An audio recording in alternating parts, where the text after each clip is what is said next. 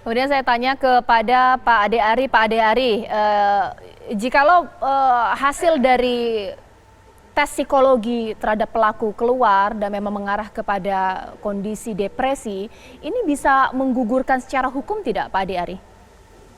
Secara teori atau asas-asas hukum pidana tidak ya, karena keterangan ahli itu merupakan salah satu dari 4 alat bukti lainnya. Total ada 5 alat bukti. Dan berdasarkan fakta-fakta yang kita kumpulkan, maka sampai dengan saat ini, dan juga kenapa kita menetapkan saudara S ini sebagai tersangka, karena patut diduga ya dengan sengaja secara sadar melakukan perbuatan-perbuatan tersebut ya di musola Darussalam dan di musola satu lagi 400 meter dari TKP pertama. Pak, tapi pelaku menyesal tidak dengan perbuatannya? Menyesal. Ya, sejak malam saya interogasi langsung di Polsek. Saya ajak diskusi, dia sangat meyakini bahwa apa yang dia lakukan benar. Ketika saya ajak diskusi bahwa ternyata perbuatannya merugikan orang lain dan itu merupakan perbuatan yang tidak baik, akhirnya dia terdiam dan menyatakan penyesalannya. Dan kalau diizinkan, saya izin memberikan himbauan kepada masyarakat, karena video yang dibuat oleh rekan-rekan DKM itu dengan maksud awalnya memberikan informasi tentang kondisi musola, namun ditafsirkan oleh banyak orang, ditambahi dengan tulisan-tulisan, persepsi, interpretasi, pendapat yang justru memperkeruh situasi. Kami berharap kita semuanya bertabayun, yaitu tolong periksa lagi dengan teliti apabila kita mendapatkan informasi-informasi, jangan disebarkan lagi, justru harusnya ditanyakan kepada pemberi informasi. Apalagi penyebarannya ditambah pendapat-pendapat pribadi. Namun sampai dengan saat ini kami laporkan bahwa situasi di wilayah hukum Polresta Tangerang alhamdulillah aman, terkendali, kondusif, masyarakat aktivitas seperti biasa. Oke, nah kalau misalnya dikatakan di sini Mas Reza sudah menyesal, tapi sebenarnya ini akan menjadi, kasus ini akan jadi tidak menjadi polemik lagi atau bagaimana ya? Kalau yang bersangkutan memang memiliki kondisi kejiwaan yang sebutlah khusus, sekali lagi saya berempati, saya berharap yang bersangkutan bisa pulih.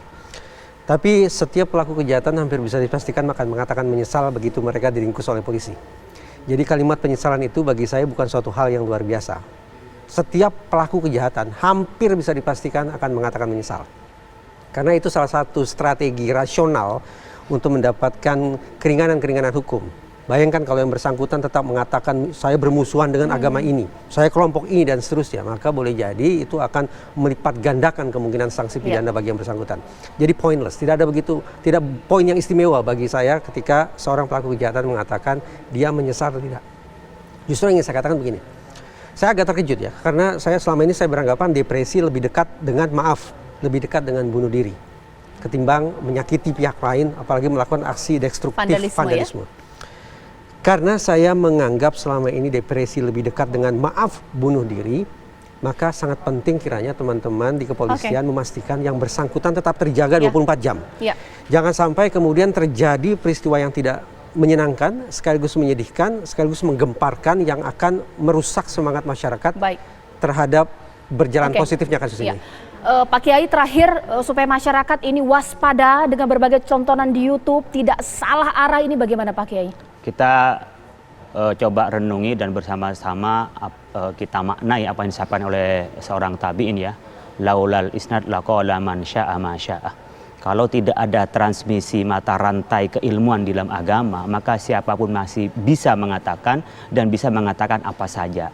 Artinya kita berguru, belajar agama harus ada gurunya, dan gurunya juga harus tepat, punya kompetensi, punya juga disiplin untuk mengamalkan ilmunya. Tak cukup hanya berilmu tapi tidak mengamalkan, atau dia mempunyai intelektualitas tapi tak punya ilmu keagamaan, lalu dijadikan guru, itu juga tidak boleh. Oleh karena itu, Peran orang tua membina anak. tentu memang orang tua wajib ya, jadi jangan diserahkan kepada sekolah. Jadi di masa COVID ini adalah kesempatan untuk mengembalikan pendidikan anak kepada orang tua. Oleh karena itu, Pendidikan agama juga Pak Kayu. tentunya yang pertama adalah agama. Kalau bagi kami yang pertama adalah agama, yang lain itu adalah untuk melengkapi. Jangan sampai dibalik adalah mencari kerja adalah yang pertama, sementara agama setelah mau di usia tua, jangan. Ini teguran nih buat orang tua ya. Baik Pak Kiai, terima kasih. Pak Khalil Nafis, terima kasih. Mas Reza Indragiri, dan terima kasih Pak Ade Ari.